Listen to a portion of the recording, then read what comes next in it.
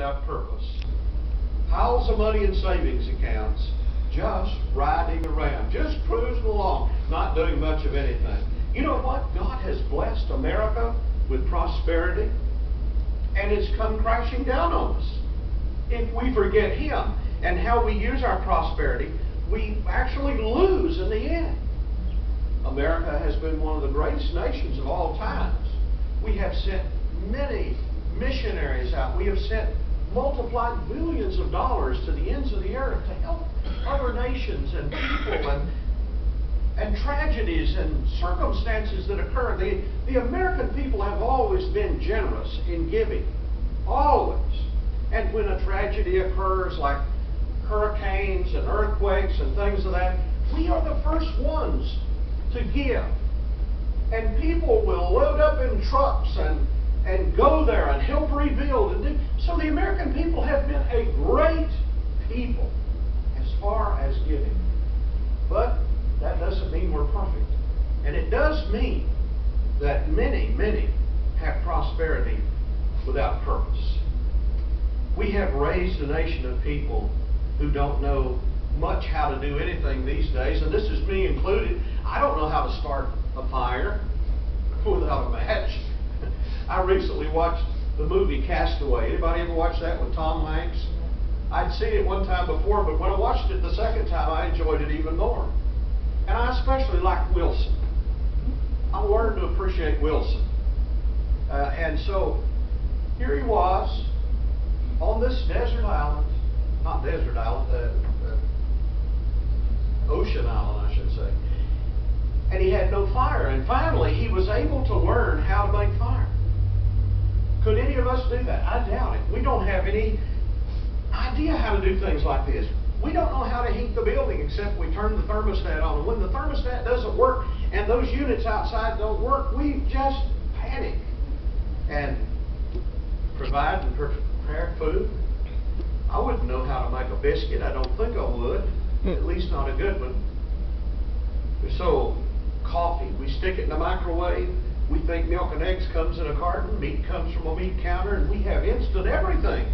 Travel comes by sitting down and turning a switch and pushing a pedal. Never has there been a more prosperous people than Americans. We have it all. Visualize, if you will, what would happen if all prosperity were taken away. You know, they say that even the poorest of Americans are wealthy compared to some of the nations and some of the people in the nations. And we just many times have no idea what people go through. But if everything was taken away, can you imagine what it would be like? No gas, no fuel, no electricity, no grocery stores. All of a sudden, man must live off the land. You talk about panic. It would be pure panic. We would have total anarchy spoken of as the Bible speaks about in the last days. You say, is prosperity wrong? Absolutely not. I believe that God wants to prosper His people. I believe that God desires to see us prosper and be in good health. But if we forget that we have a purpose in life that goes along with our prosperity, then we have missed the point. Have you ever stopped lately and thought about what this nation was all about? What we have fought and died for? Multiplied thousands of people have died for religious liberty, and yet most people won't walk across the street to worship the Lord. Thousands have died for the right to vote and live in a free society, and you can't get 50% of Americans out to vote. I just read recently, and I was astounded, that only 30% of Christians went out to vote in the last presidential election. Only 30% of Christians. And so most of the politicians are far more concerned about how well he or she will look on television than they are their ability to lead the nation. And I am probably like many of you, I'm just kind of fed up with it right now. Just fed up with it. We've spent billions and billions for Americans to have the perfect home, and yet when we get in it, we don't have a home. We simply have a house because people don't know how to make a home anymore. They don't know how to make a family. They have no time to eat together. Everybody's sitting there with their some kind of a little game they're playing, and we don't interact anymore. I was just thinking this morning how nice it was that we were up here together.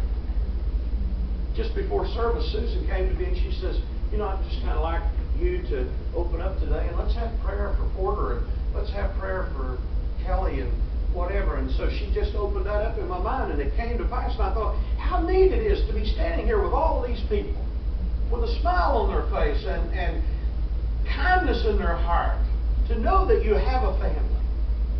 I don't have many physical family left at all. I have very little blood relatives left. Very few. But these folks are my family now, and have been my family for many years. Next to the Bible, the Constitution is the greatest document ever written to protect our life and liberty and pursuit of happiness. But as long as we can sit comfortable and unaffected, we will allow people to take away one freedom, one after another.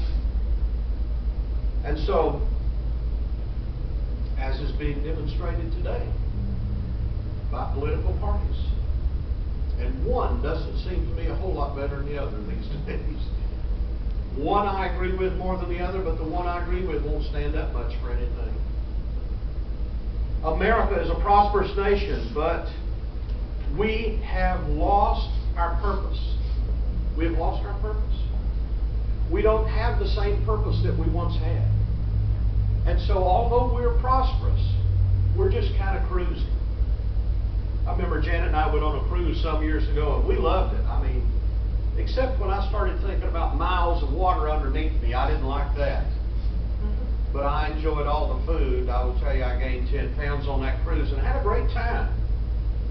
As a result, after that, I got all kinds of emails about cruises. I remember I got one that says, why don't you come? This is just a cruise to nowhere.